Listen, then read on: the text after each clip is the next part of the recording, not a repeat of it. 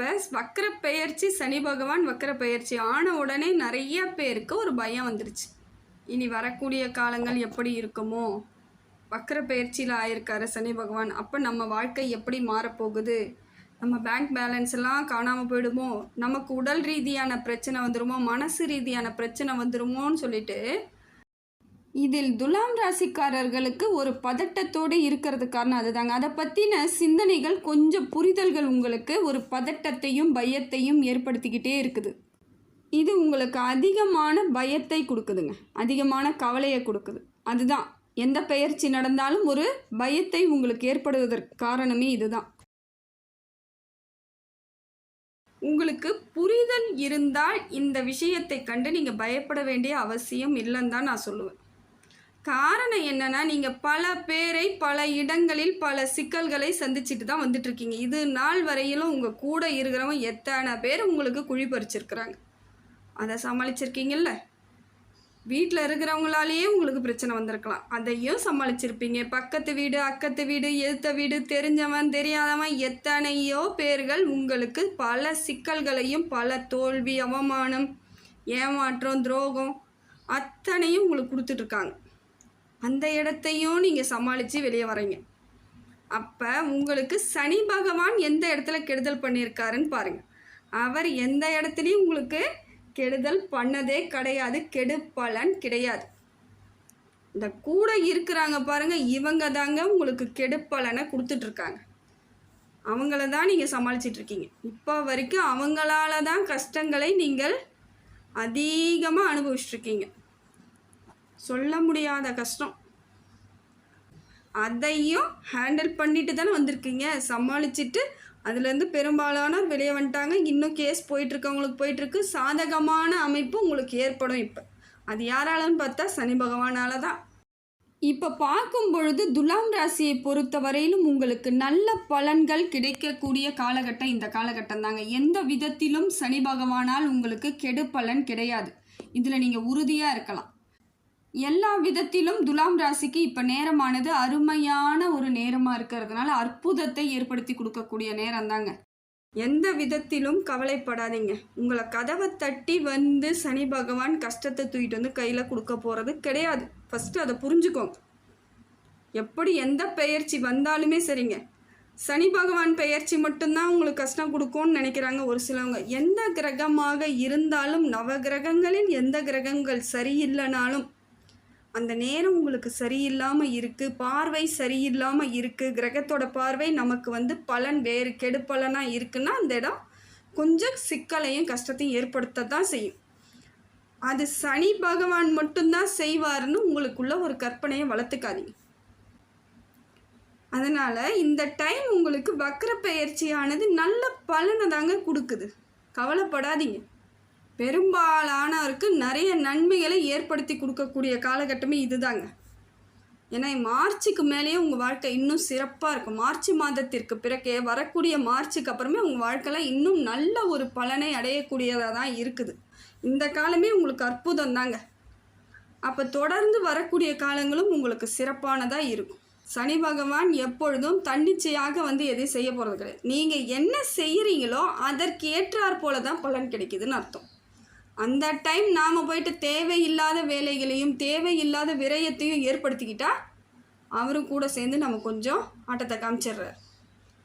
இதே நீங்கள் பொறுப்பாகவும் சரியாகவும் சரியான அமைப்பையும் ஏற்படுத்திக்கிட்டிங்கன்னா அவர் அந்த டைம் உங்களுக்கு சப்போர்ட் பண்ணி ஓங்கி நல்ல ஒரு வளர்ச்சியை கொடுத்துட்றார். ஏன்னா சனி 7.5 சனியில் பெரும்பாலானோர் என்ன கற்பனை பண்ணி வச்சுருக்காங்கன்னா நமக்கு கஷ்டம் மட்டும்தான் இருக்குன்ட்டு. கிடையவே கிடையாதுங்க. 7.5 சனியில் ஓஹோன்னு இருந்தவங்க நிறைய பேர் இருக்காங்க. அதே போல் திருமண பாக்கியமும் உண்டாகும் அவங்களுக்குலாம். அந்த டைமில் கல்யாணம் பண்ணால் பிரிஞ்சிருவோன்னு நிறைய பேர் இன்னைய வரைக்கும் கற்பனை பண்ணி வச்சுருக்காங்க. நாம் செய்கிற விஷயங்கள் தாங்க நமக்கு தவறாகும். அந்த டைமில் கல்யாணம் பண்ணவங்க இன்னும் நல்ல சிறப்பான தம்பதிகளாக இருக்கிறாங்க. இப்போ வரைக்கும் வீடு கட்டி இருக்கிறாங்க, குழந்தை பாக்கியம் ஏற்பட்டிருக்கும், மேற்கல்விக்கு போயிருப்பாங்க, வெளிநாடுகளுக்கு சென்று இருப்பாங்க. அந்த காலகட்டம்லாம் அற்புதமான காலமாக இருந்திருக்கு நிறைய பேருக்கு. அதனால் அதெல்லாம் கண்டு பயப்படாதீங்க.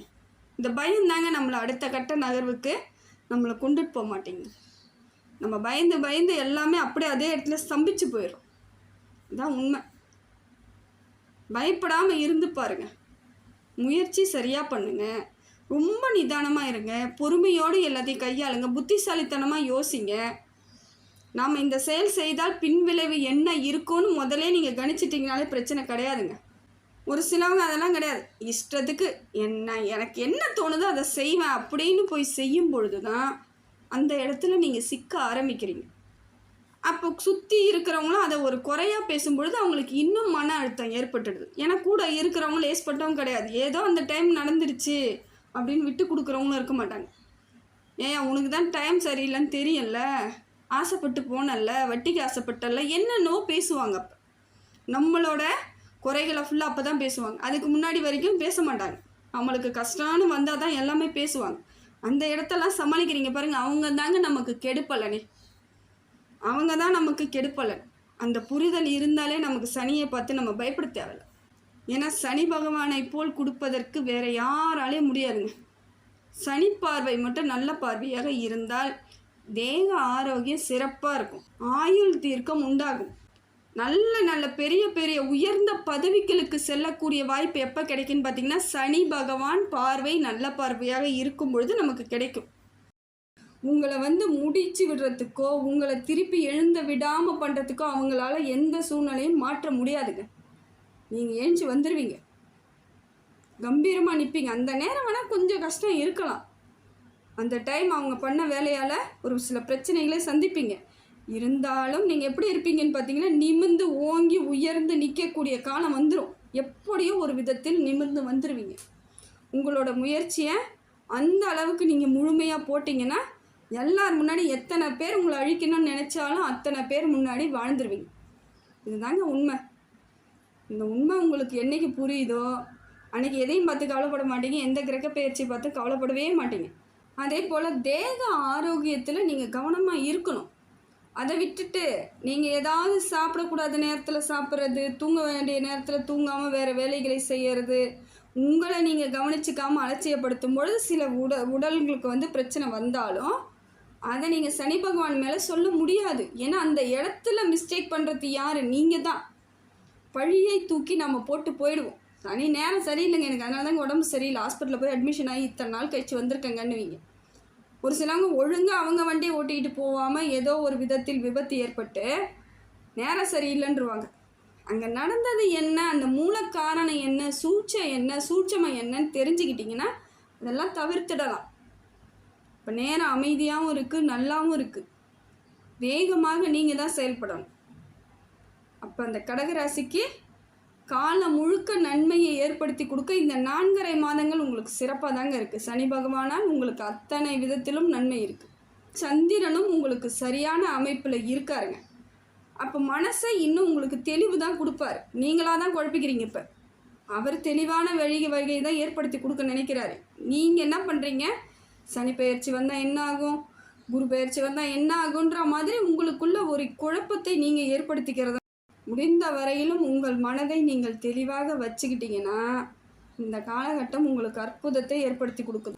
கூட இருக்கிறவங்க மனசை போட்டு எப்போ பார்த்தாலும் உங்களுக்கு ஏதோ ஒரு விதத்தில் குத்திக்கிட்டே இருப்பாங்க. பயப்படாதீங்க, எதை சொன்னாலும் கண்டுக்காதீங்க, முயற்சி எடுத்துக்கிட்டே இருங்க. உங்கள் வாழ்க்கையை நீங்கள் வாழ ஆரம்பிச்சிடலாம். அதனால் அவங்களுக்கு அதுலேருந்து அவ்வளோ சீக்கிரம் வெளியே வர முடியாமல் தவிச்சிட்ருக்கீங்க. அதுக்கெல்லாம் இடம் கொடுக்கக்கூடாதுங்க. உறவுன்னு இருந்தால் பேச தான் செய்யும் அப்படிங்கிற எண்ணத்துக்கு வாங்க. அவங்க பேசி நம்மளை ஒன்றும் பண்ண போகிறதில்ல. என்ன நம்ம இடம் கொடுத்தா தான் நம்ம மனசு கஷ்டப்படும். பேசினா பேசிட்டு போய்கிட்டே இருங்க. போங்க, நீங்கள் ஒன்றும் ஒழுங்கு இல்லைன்னு சொல்லிட்டு நினச்சிக்கிட்டு போய்கிட்டே இருங்க. எந்த வேலை எடுத்தாலும் அதை தாண்டி வெளியே போகக்கூடாது சிந்தனை. அந்த வேலையிலேயே உறுதியாக இருங்க. உங்களை நிச்சயமாக வெற்றியாளராக இந்த காலகட்டம் மாற்றி கொடுத்துரும். அதுக்கு சனி பகவான் உங்களுக்கு துணையாக இருப்பார். இதுதான் உண்மை. இந்த உண்மையை புரிஞ்சுக்கிட்டிங்கன்னா வாழ்க்கையில் ஜெயிக்க ஆரம்பிச்சிட்டிங்கன்னு அர்த்தம்.